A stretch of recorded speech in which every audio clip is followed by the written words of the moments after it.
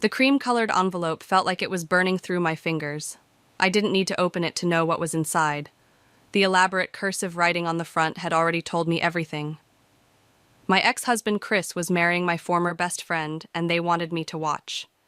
My name is Anna, and 6 months ago, my life was picture perfect. At least that's what I thought until I walked in on Chris and Violet in our bedroom. The memory still makes my stomach turn.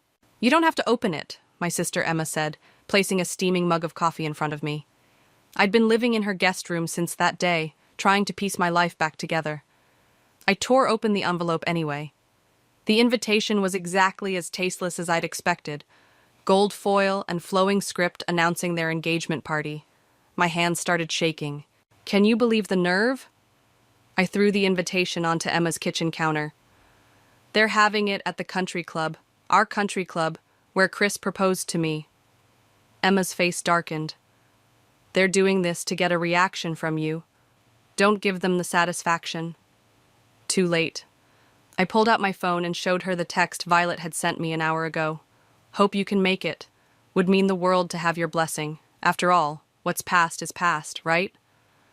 That manipulative little Emma caught herself. "Delete it, block her number, block them both." I shook my head. "I can't. Every time I try to move on, they do something like this. Did you know Violet's wearing my grandmother's pearl necklace in their engagement photos? The one Chris gave me for our 5th anniversary? Anna," Emma's voice carried that familiar note of concern. "I saw them on Instagram," I continued, my voice cracking. "She's redecorated our house, my house. Everything's different, except that necklace." The doorbell rang, interrupting my spiral. Emma went to answer it, and I heard hushed voices in the hallway. A moment later, she returned with a large manila envelope. "This just came for you, courier service." Inside was a stack of papers, divorce papers. Chris wanted me to sign away everything we'd built together over the past decade. The sticky note on top read, "Let's make this easy." See, easy? I laughed, but it came out more like a sob. He wants me to just disappear, like I never existed. Emma pulled me into a hug. "You're stronger than this, Anna. You're stronger than them." "Am I?" I pulled away, wiping my eyes. "Because right now, I feel pretty damn weak. Remember what Dad always said? The best revenge is living well."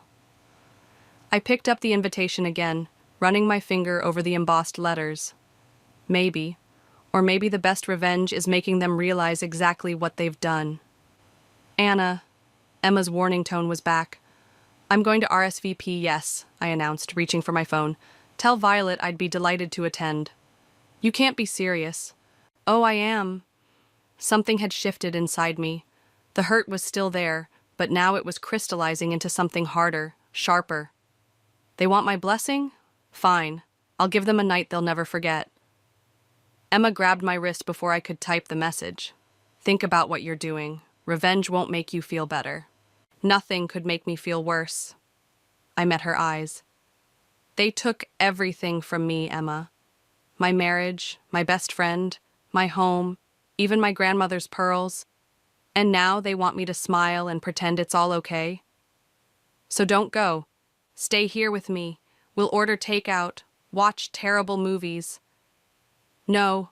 I stood up, suddenly energized. "I'm done hiding in your guest room. I'm done crying. I'm done being the victim in their love story." I picked up my phone and typed out a response to Violet. "Wouldn't miss it for the world." "You're making a mistake," Emma said softly. Maybe I was, but as I hit send, I felt something I hadn't felt in months.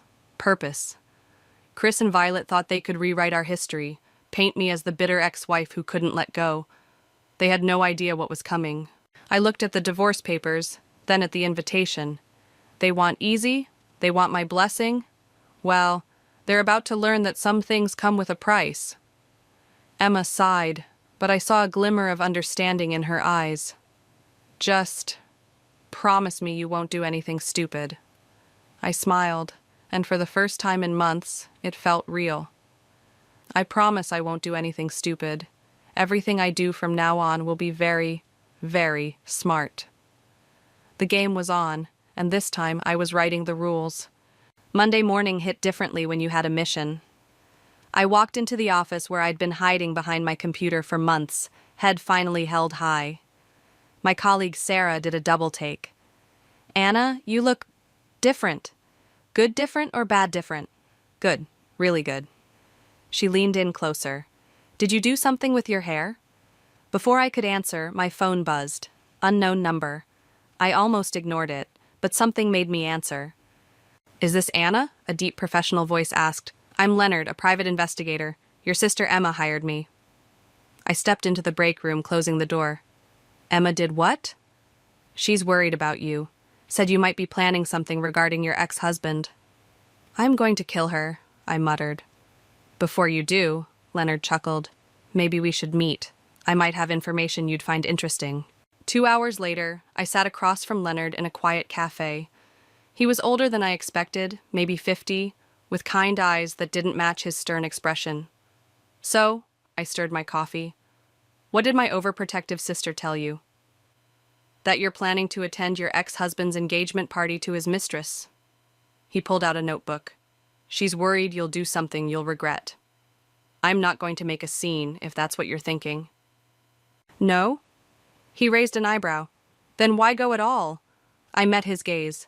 "Because they deserve to face what they did." "Interesting." He flipped through his notebook. "You know, while looking into your situation, I found some peculiarities in your ex-husband's business dealings." My heart skipped. "What kind of peculiarities?" "The kind that make the IRS very interested." He slid a folder across the table. "Take a look." Inside were financial statements, emails, and photographs. My hands trembled as I read. "This can't be right," I whispered. "These numbers—" "Oh, they're right. Your ex-husband and his new fiancée have been cooking the books at their company for years. But recently they've gotten sloppy. Love makes people careless." I looked up sharply. "Violet works with Chris?" "She's been his financial consultant for 3 years." Leonard's smile was knowing. "Long before your divorce." The implications hit me like a truck. 3 years? But that means... "Their affair started well before you caught them." He nodded. "But that's not the interesting part. The interesting part is where the money's going." My phone buzzed. A text from Violet. "Just checking you got the invitation. Can't wait to see you there." I ignored it, focusing on Leonard. "Tell me everything." "That depends." He leaned back. "What exactly are you planning to do with this information?" I hesitated, then straightened my spine. "I want them to feel what I felt. The humiliation, the betrayal, everything. Even if it means destroying their lives." "They destroyed mine without a second thought." Leonard nodded slowly. "Then let me show you something else." He pulled out another folder. "Your ex-husband's business partner, Edmund? He has no idea what's happening. He's being set up to take the fall when things go south." "Edmund?" I remembered him from company parties. Quiet, honest, always kind to me. Why would they do that? "Because someone has to be the scapegoat." Leonard's expression hardened. "They're planning to pin everything on him and disappear with the money right after their wedding." My phone buzzed again. Chris this time. "Violet said you're coming to the party. Glad you're being mature about this." I looked at the message, then at the evidence in front of me. "How much time do we have?" "The engagement party is in 3 weeks. The wedding's 2 months after that." Leonard gathered his papers. "What do you want to do?" I thought about Edmund, about all the other people Chris and Violet had hurt, about the 3 years they'd laughed behind my back while playing happy couples with their respective spouses. "I want to help Edmund," I said finally, "and I want them to face consequences for once in their lives." "It'll be dangerous," Leonard warned. "If they realize what you're doing..." "They won't." I felt calmer than I had in months. "They think I'm just the sad ex-wife who's finally accepted defeat. Let them keep thinking that." Leonard studied me for a long moment. "All right, but we do this my way. No rushing, no mistakes." I nodded, picking up my phone to reply to Chris. "Of course I'm coming. Wouldn't want to miss your special day." As I left the cafe, I felt lighter somehow. The pain was still there, but now it had purpose. Chris and Violet thought they were planning their perfect future. They had no idea they were walking straight into their own destruction, and I would be there to watch it all unfold. "Holy shit," I whispered, staring at the documents spread across Leonard's office desk. 2 weeks of investigation had uncovered more than I'd ever imagined. "They've stolen millions." Leonard nodded grimly. "Your ex-husband and Violet have been siphoning money through shell companies for years. Look at this." He pointed to a series of transactions. Every time they made a large consulting payment, the money would bounce through 3 different accounts before landing in an offshore bank. And Edmund's signature is on everything, I realized, feeling sick. They've made him sign documents without knowing what they really were. Exactly. Leonard pulled out a fresh stack of papers. But yesterday, I hit the jackpot. Found emails between Chris and Violet from 2 years ago planning the whole thing. My hands shook as I read them. The casual way they discussed ruining lives, Edmund's, mine, others I didn't even know, made my blood boil. A knock at the door made us both jump. It was Emma, carrying takeout bags. "Thought you two could use dinner."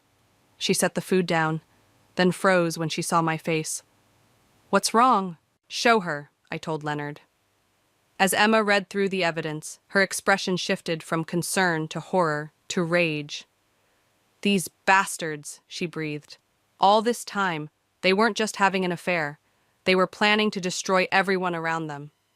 "The question is," Leonard said, "what do we do with this information?" I picked up one of the emails. "We could go to the police." "And risk them running before they face justice?" Emma shook her head. "They've got offshore accounts, probably fake passports too. They'd disappear." "Besides," Leonard added, "we obtained some of this evidence, creatively. Might not hold up in court." My phone chimed. Another text from Violet. "Dress fitting tomorrow. Wish you could be there. Miss our shopping trips." "I can't believe she keeps texting me like nothing happened," I muttered. Emma grabbed my phone, reading the message. "Wait, this could be useful. They still think you're clueless, right?" "That's it." Leonard sat up straighter. "The engagement party. All their investors will be there, plus Edmund, plus Chris's mother Vivienne.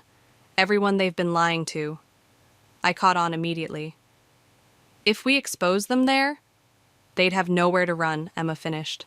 "Everyone would know at once." Leonard pulled out a fresh notepad. "We'd need to be careful, gather the right people, prepare the evidence properly." "I can help with that," Emma said. "I know most of their social circle. I can make sure the right people attend." My phone chimed again. This time it was Edmund. "Anna, hope you're well. Could we meet for coffee? Need advice about something at work." I showed Leonard the message. He nodded slowly. "Perfect timing, but be careful. Don't reveal too much." The next day, I met Edmund at a small cafe far from the office. He looked tired, worried. "Thanks for meeting me," he said, fidgeting with his coffee cup. "I know this must be awkward." "It's fine. What's wrong?" He glanced around before speaking. "Something's not right at the company. Numbers aren't adding up. When I ask Chris about it, he gets defensive. And Violet..." He trailed off. "What about Violet?"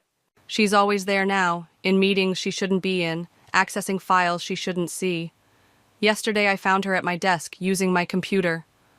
I kept my face neutral, even as my heart raced. "Have you talked to anyone else about this?" "Who would I talk to? Chris is my best friend, or..."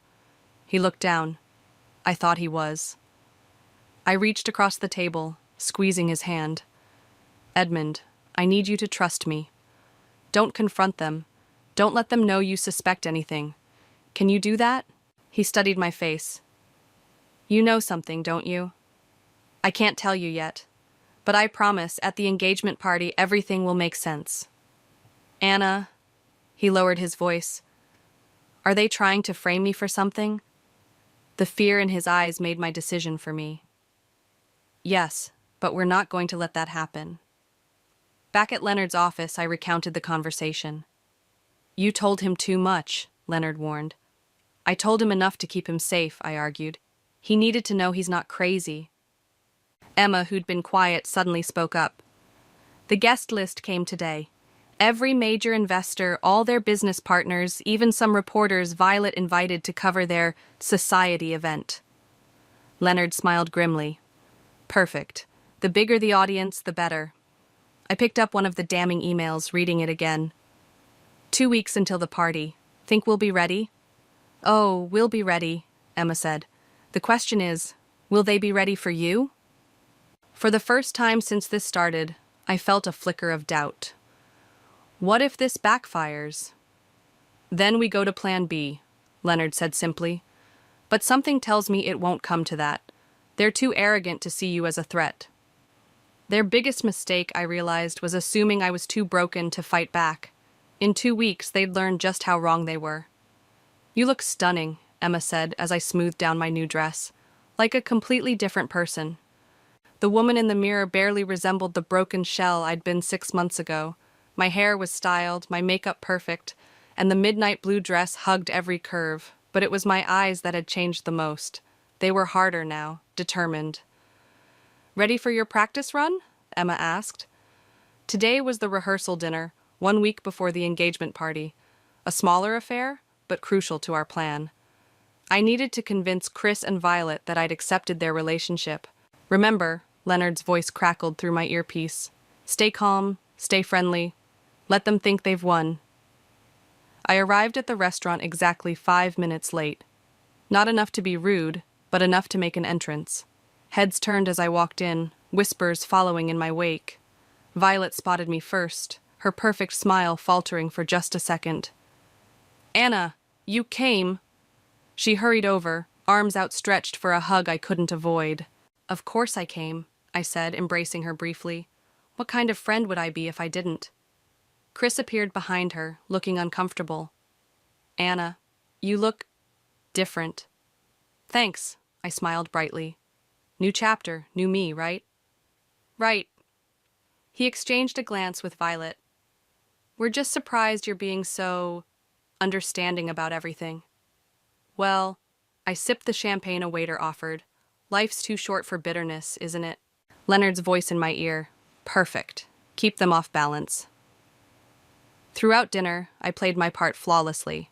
I laughed at their jokes, asked about wedding plans, even offered to help with the seating arrangements for the engagement party. Actually, Violet leaned in conspiratorially, I'd love your opinion on something. The flowers for the party, roses or lilies? Lilies, I said immediately. Roses are so predictable. Just like you, I didn't add. See? She turned to Chris. I told you Anna would know exactly what to do. She always had the best taste. Edmund, sitting across from me, caught my eye. I gave him a subtle nod, and he relaxed slightly. Anna, Chris's voice drew my attention.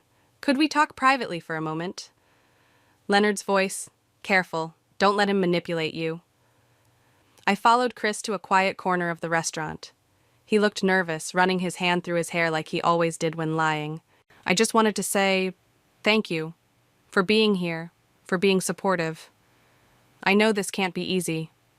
Water under the bridge, I said lightly. Besides, you two seem perfect for each other. We are. He smiled, relief evident. You know, I was worried you might, cause problems. Problems? I raised an eyebrow. Like what? Oh, you know. He shrugged. Drama, scenes, that sort of thing. Please, I laughed. I'm not that person anymore. I've moved on. Back at the table, Violet was showing off my grandmother's pearls to another guest. Anna actually gave these to me, she lied smoothly, as a gesture of friendship. My hand tightened on my glass, but Leonard's voice steadied me. Stay calm, let her dig her own grave. They're beautiful, I said instead. They suit you perfectly. The evening wound down, and I made my goodbyes. Violet hugged me again, longer this time. I'm so glad we can be friends again, she whispered. I was so worried you'd hate me forever. Life's full of surprises, I replied, pulling away. In the parking lot, Edmund caught up with me. Anna, wait. Not here, I murmured. They might see. He nodded. slipping me a USB drive. You were right about the numbers. I found more discrepancies, big ones. Keep acting normal, I told him. One more week. Back at Emma's house, Leonard was waiting with her. How did it go? They bought it completely, I said, kicking off my heels. Chris actually thanked me for not causing problems. And I got this. I handed Leonard the USB drive. From Edmund. He plugged it into his laptop, whistling softly as he scrolled through the files. This is even better than what we had. Bank transfers, falsified reports. They really thought nobody would notice. They thought Edmund was too loyal to look closely, Emma said. Their mistake. I collapsed onto the couch. 1 week until the engagement party. Think we can pull this off? Leonard closed his laptop. After tonight? Absolutely. They're so convinced of their own brilliance they can't imagine anyone outsmarting them. Just remember, Emma warned, once we do this, there's no going back. I thought about Chris's smug relief, about Violet's lies about the pearls, about Edmund's worried face. Good, I said, because I'm done going back. It's time to move forward, right over them if necessary. The countdown to the engagement party had begun, and this time, I'd be the one delivering surprises. 3 days before the engagement party, I ran into Chris's mother, Vivienne, at the supermarket. Of all the places to face my former mother-in-law, it had to be between the produce section and frozen foods. Anna? Her perfectly manicured hand clutched her shopping cart. My goodness, you look different. Hello, Vivienne. I forced a smile. How are you? Oh, managing. She gave me that familiar, disapproving once-over. I must say, I'm surprised you're attending the party. Very mature of you. Well, your son and I shared 10 years of our lives. The least I can do is wish him well. She moved closer, lowering her voice. You know, dear, I never understood what went wrong between you two. Chris was such a devoted husband. Leonard's voice crackled in my ear. Stay calm. Don't give anything away. Sometimes people just grow apart, I said diplomatically. She adjusted her designer scarf. I suppose, though I always thought you could have tried harder. Career women often struggle with maintaining a proper home life. My grip tightened on my shopping basket. Actually, Vivienne, Mother? Chris's voice cut through the tension. Of course he was here too. The universe had a sick sense of humor. Christopher! Vivienne brightened immediately. Look who I found! Chris approached cautiously, Violet trailing behind him. She was wearing my grandmother's pearls again. Anna, he nodded. Doing some shopping? No, I just came to admire the fluorescent lighting, I deadpanned. Violet laughed too loudly. We were just discussing the engagement party, Vivienne said. Anna's being very gracious about attending. Yes, she is. Chris gave me a warning look. Very gracious. My phone buzzed. A text from Leonard. Edmund just called. Emergency at the office. Get there now. Well, this has been lovely, I said, but I need to run. Work emergency. Always working, Vivienne sighed. Some things never change. I left my basket and hurried to the office. Edmund was pacing outside, looking pale. What's wrong? They're destroying evidence, he whispered. I came back to get some files and found Violet shredding documents. When she saw me, she said it was just spring cleaning. In December? I pulled out my phone to text Leonard. That's not all. Edmund glanced around nervously. I overheard Chris on the phone earlier, something about moving up their plans. They're worried about an audit. My heart raced. Did they see you? No, but... He ran a hand through his hair. Anna, I think they're planning to pin everything on me sooner than we thought. Maybe even at the engagement party. They won't get the chance, I assured him. Trust me. Back at Emma's house, Leonard was already formulating a new plan. This changes things, he said, spreading out documents. They're getting nervous. We need to move faster. But the party will still happen, he interrupted. But we need insurance. Emma, call these numbers. He handed her a list. Make sure every major investor shows up. And Anna, you need to meet with this person. He slid a business card across the table. Who's this? Financial crimes investigator. She's been watching Chris's company for months. She just needs proof, which we now have.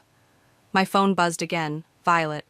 Can you come dress shopping tomorrow? Need your opinion? Perfect, Leonard said, reading over my shoulder. Keep her distracted. Emma and I will handle the rest.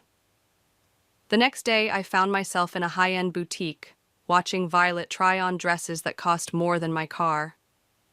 You've been so amazing through all this, she gushed, twirling in white silk. I was so worried you'd hate me. Water under the bridge, I repeated my new mantra. You know, she hesitated, I never meant to hurt you. These things just happen. I thought about the emails I'd read, planning their affair years ago, about Edmund's worried face, about the millions they'd stolen. Of course, I smiled. Sometimes you can't help who you fall in love with. Exactly, she beamed, adjusting my grandmother's pearls. I'm so glad you understand. You know, these pearls, they really were meant for me, don't you think? Leonard's voice in my ear. 2 more days, let her talk. They look perfect on you, I lied, just like everything else. She preened, completely missing my sarcasm. The engagement party is going to be amazing. I have so many surprises planned. I'm sure you do, I murmured. So do I. Later, reviewing security footage Leonard had obtained, I watched Violet shredding documents, laughing with Chris about their clever plan. They thought they were so smart, so untouchable. Ready for this? Emma asked, bringing me coffee. I thought about Vivienne's condescension, Violet's fake friendship, Chris's smug warnings. More than ready, I said. Let them have their perfect party. They have no idea what's coming. 2 days. Just 2 more days until everything changed. The morning of the engagement party dawned bright and cold. I sat in Leonard's office, watching him make final preparations. Everything's in place, he said, checking his phone. The investors are confirmed, the evidence is ready, and the financial crimes unit is on standby. Emma burst through the door, face flushed. We have a problem. Chris just called Edmund into an emergency meeting. My stomach dropped. Now? Apparently there are irregularities they need to discuss. She made air quotes. They're trying to set him up today before the party. Leonard was already dialing. Edmund? Don't sign anything. Stall them. Through the speakerphone, Edmund's voice shook. They have documents. They're saying I authorized transfers I never knew about. Listen to me, I cut in. Tell them you need your lawyer to review everything first. Buy us time. They're not taking no for an answer, Anna. Chris is different. Scary almost. A text from Violet lit up my phone. Where are you? Need help with party preparations? I have an idea, I said. Edmund, tell them you'll sign after the party. Say you don't want to ruin their special day with paperwork. That might work. And Edmund, Leonard added, record everything. Your phone, your laptop, whatever you can. The next few hours were chaos. While Emma coordinated with the financial crimes unit, I met Violet at the country club, playing the supportive friend one last time. Everything has to be perfect, she fussed, adjusting flower arrangements. Chris's mother is bringing the family photographer. Speaking of Chris, I kept my voice casual. How's that meeting with Edmund going? She froze for a split second. What meeting? Oh, Edmund mentioned something about paperwork? Business stuff? Right, that. She recovered quickly. Just boring financial things. You know how it is. My phone buzzed. Edmund. They backed off. Party's still on. But Anna, they're planning something. Violet? I touched her arm. Can I ask you something? Of course. Her smile was pure sugar. My grandmother's pearls. Why did you really take them? Her smile slipped. I told you, Chris gave them to me. No, he didn't. You took them from my jewelry box the day I caught you together. Anna. Her voice hardened. Let's not do this now. Do what? I'm just asking about my grandmother's pearls. They look better on me anyway, she snapped, then immediately covered her mouth. Leonard's voice in my ear. Got it recorded, keep pushing. You know what else looks good on you? I stepped closer. All that stolen money. The color drained from her face. I don't know what you're talking about. Don't you? 3 years of embezzlement, Fake consulting fees, offshore accounts? She grabbed my arm, nails digging in. Shut up, you don't know anything. Let go of me, I said loudly, making sure nearby staff turned to look. You're hurting me. She released me instantly, plastering on a fake smile. Just a little pre-party stress. Everything's fine. My phone buzzed again. Chris this time. We need to talk. Now. I found him in his old office at the club, the one where he'd proposed to me years ago. Edmund was there too, looking terrified. Shut the door, Chris ordered. No, I don't think I will. I smiled. Edmund, why don't you go help with the party preparations? He stays, Chris growled. What exactly have you been telling him? The truth. Something you should try sometime. You think you're so clever. He stepped closer. You have no idea what you're dealing with. Actually, I pulled out my phone. I do. 3 years of financial records, emails planning your affair, evidence of fraud. Should I go on? His face contorted. You're bluffing. Am I? Ask Violet about our little chat just now. She's not as good at lying as you are. You wouldn't dare expose this, he hissed. You'd destroy everything. That's the point. Edmund spoke up suddenly. The guests are arriving. Chris straightened his tie, trying to regain composure. This isn't over. No, I agreed. It's just beginning. As he stormed out, Edmund grabbed my hand. Anna, I'm scared. Don't be. In 2 hours, this will all be over. My phone lit up one last time. Emma. Financial Crimes Unit in position. Investors all here. Ready when you are. I looked at my reflection in the office window, adjusting my dress. The woman staring back wasn't scared anymore. She was ready for war. Show time, I whispered, heading toward the party. Behind me, I could hear the murmur of arriving guests, the clink of champagne glasses, and the sound of Chris and Violet's perfect world about to shatter. The country club ballroom sparkled with champagne glasses and fake smiles. Violin music floated through the air as Chris and Violet worked the room, playing the perfect couple.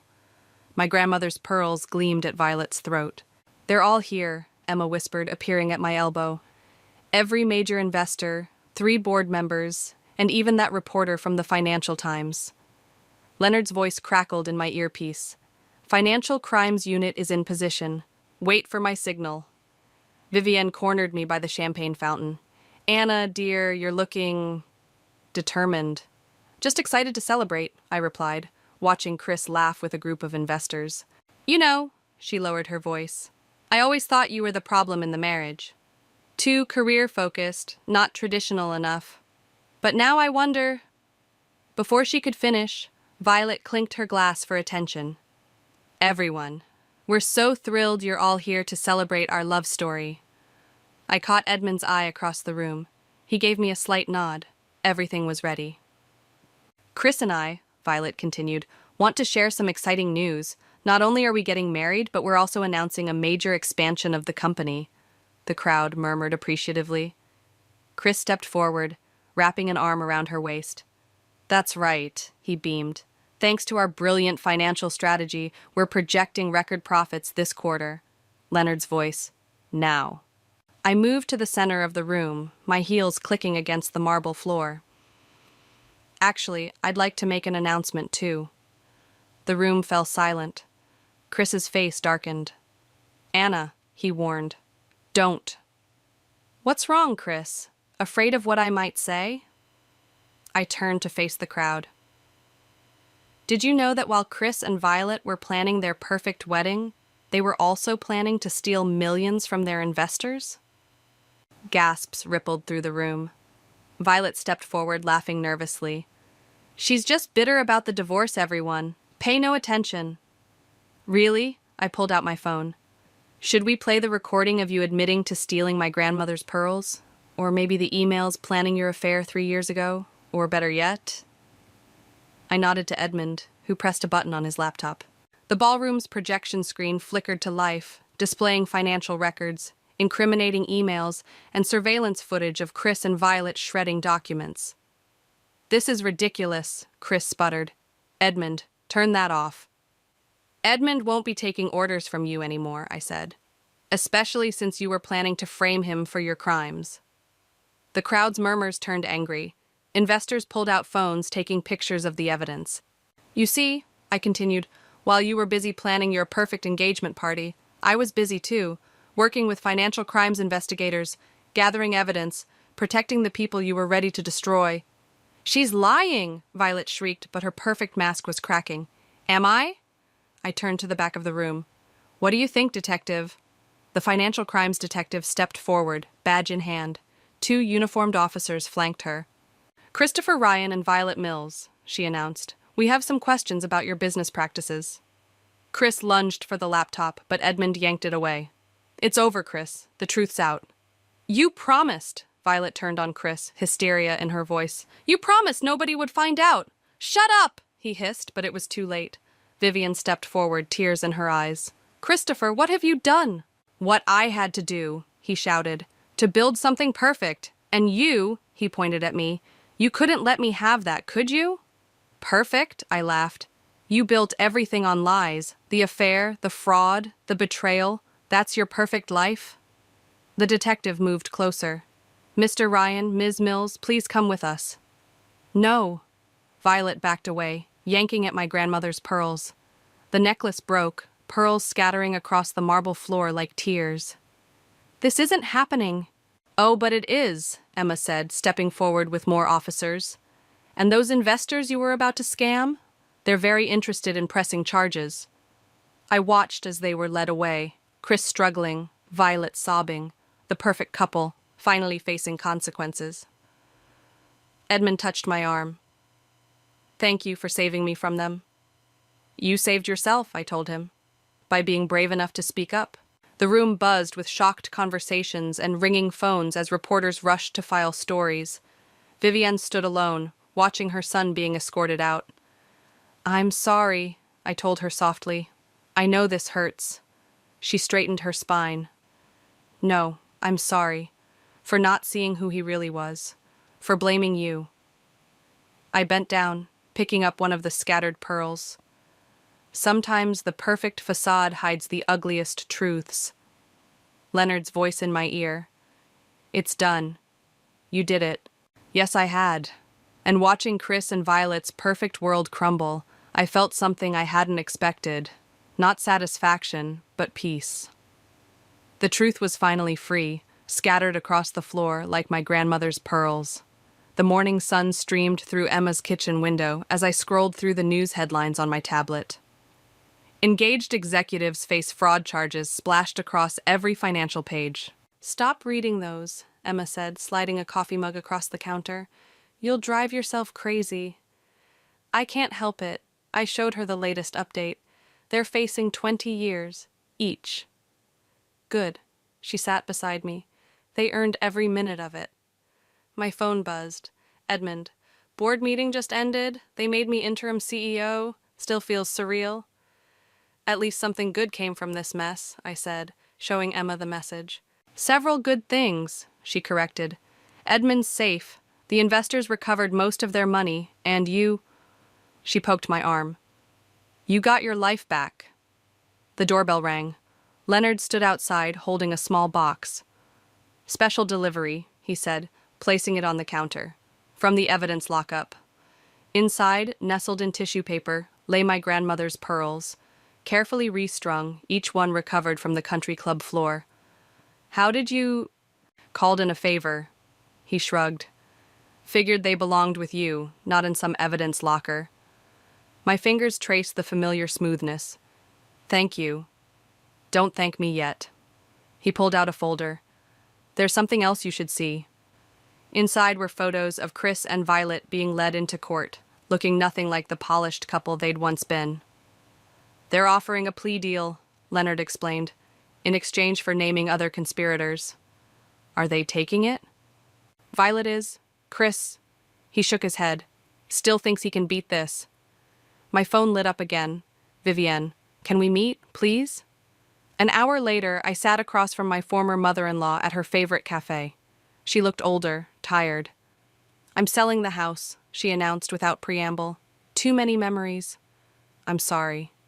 Don't be. She reached for her tea. I'm the one who should apologize. I blamed you for everything, never seeing what was right in front of me. You saw what you wanted to see, I said gently. We all did. Not you. She met my eyes. You saw the truth, and you were strong enough to expose it. A commotion near the entrance drew our attention. Violet's parents were being swarmed by reporters, looking shell-shocked. Poor dears, Vivian murmured. They're going through what I am. Learning their child isn't who they thought. My phone buzzed with a text from Emma. News just broke. Chris is trying to blame everything on Violet. She's retaliating with more evidence. They're turning on each other, I told Vivian. She nodded sadly. Of course they are. Their love was as fake as everything else. Back at Emma's house, I found her and Leonard reviewing final case documents. The company's launching an internal investigation, Leonard reported. Edmund's cooperating fully. And the investors? Most are staying thanks to Edmund's transparency. He's rebuilding trust. Emma touched my arm. Speaking of rebuilding, what about you? What's next? I looked at the pearls, now restored to their former beauty. I don't know. For so long, everything was about them. The betrayal, the revenge, the exposure. Now you're free, she finished. Free to what? Go back to my old life? No, Leonard said firmly. Free to build a better one. My phone chimed. Edmund again. Board wants to know if you'll consider coming back. As head of compliance, we could use someone with your attention to detail. I showed them the message. Well? Emma raised an eyebrow. Will you? I thought about Chris and Violet, facing justice in their separate cells, about Edmund, rebuilding the company with honesty, about Vivian, finding strength in truth. Yes, I decided, but on my terms this time.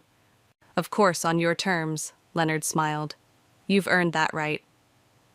I picked up the pearls, fastening them around my neck where they belonged. In their reflection, I saw not the broken woman from 6 months ago, but someone stronger, wiser. You know what the best revenge really is? I asked. Living well? Emma suggested. No. I smiled. It's living truthfully, something they never understood. Outside, the sun was setting on another day. But for me, it felt like dawn. Not an ending, but a beginning.